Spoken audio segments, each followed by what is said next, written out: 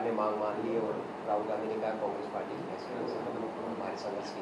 देखिए, वो मांग तो लंबे समय से की जा रही थी और सामाजिक न्याय की बात को आधार बना के की जा रही थी।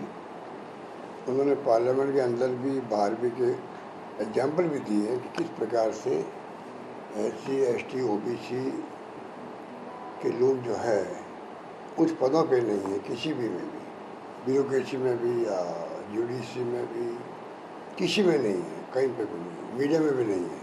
ये बात बार बार वो बोल रहे थे और जातिगत जनगणना की मांग कर रहे थे। उनका दृढ़ विश्वास था कि ये होके रहेगी, मोदी जी नहीं करेंगे, हम करेंगे। ये जो बार बार बोल रहे थे उसमें एक आत्मविश्वास झलक रहा था कि देश के हित के अंदर है, ये देश हित के अंदर है। और मैं समझता हूँ कि इसी रूप में इस को लेना चाहिए हमें। इतना ज़बरदस्त दबाव पड़ा सरकार पर, आखिर में उनको फैसला करना पड़ा, आखिर में फैसला करना पड़ा। और इसका सबने कहा है कि देर आए दुरुस्त आए। और अब ये तो एक स्टेप है। 50% का जो राइडर है वो ख़त्म करने के बाद भी राहुल ही कह रहे हैं कि 50% का राहुल जो है वो भी ख़त्म हो। जो शिक्षा में आरक्षण की बात की गई है, आर्टिकल 15(5), उसके अंतर्गत जो है प्रोविज़न, समय आ गया कि उस पर भी सरकार आगे बढ़े। तो एक प्रकार से बहुत बड़ा डिसीजन सरकार ने किया है, इसमें कोई दो राय नहीं। दबाव में किया है, मजबूरी में किया है, वो अलग बात है। करना पड़ा है, वो अलग बात है। क्योंकि ये लोग कहते थे कि कांग्रेस समाज को बांटने का काम कर रही है, कांग्रेस समाज को बांटने का काम कर रही है, वो जाति की जनगणना की बात कर रही है।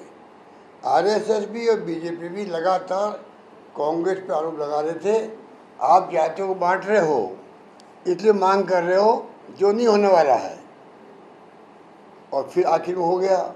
इसका माने है कि जो दबाव पड़ा ज़बरदस्त, उसका असर सबको देखने को मिल रहा है। मेरा मानना है आगे कदम उठाना चाहिए। राहुल जी ने जो आज प्रेस कॉन्फ्रेंस में कहा है कि हम चाहेंगे कि क्लैरिटी हो उसके अंदर भी, जिससे कि आम लोगों को मालूम पड़े कि वास्तव में मनसा सरकारी क्या है, कब तक हो जाएगा। अभी तो मैंने देखा बजट रखा गया इस बार करीब 500-600 करोड़ रुपये रखा गया है जनगणना का। जनगणना को डिले क्यों कर रहे हैं, ये समझ के परे हैं। आज 2021 में जनगणना होनी चाहिए थी, बार बार पोस्टपोन कर रहे हैं। इस साल मैं आंकड़े देख रहा था कि लगभग 600 करोड़ रुपये रखे गए हैं, उससे जनगणना नहीं होने वाली है। इमीडिएटली पूरा जनगणना का जो सितंबर की बात की जा रही है, उस रूप में इनको एलोकेशन करना चाहिए बजट के अंदर और क्लैरिटी लाना चाहिए। राहुल जी मांग कर रहे हैं कि क्लैरिटी हो कि किस तारीख से कब जनगणना शुरू होगी, कितना वक्त लगेगा, उसके बाद में क्या क्या स्टेप उठाएंगे।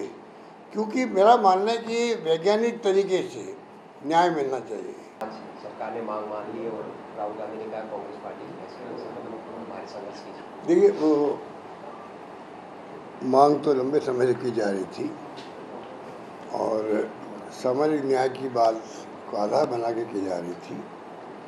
उन्होंने पार्लियामेंट के अंदर भी बाहर भी के एग्जाम्पल भी दिए कि किस प्रकार से SC ST OBC के लोग जो है उच्च पदों पे नहीं है, किसी भी में भी, ब्यूरोक्रेसी में भी या जुडिशरी में भी, किसी में नहीं है, कहीं पे भी नहीं है, मीडिया में भी नहीं है।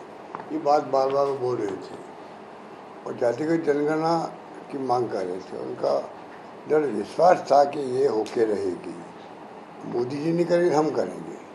ये जो बार बार बोल रहे थे उसमें एक आत्मविश्वास झलक रहा था कि देश के हित के अंदर है, ये देश हित के अंदर है। और मैं समझता हूँ कि इसी रूप में इस को लेना चाहिए हमें।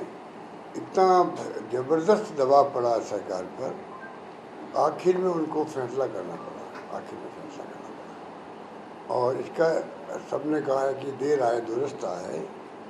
और अब ये तो एक स्टेप है।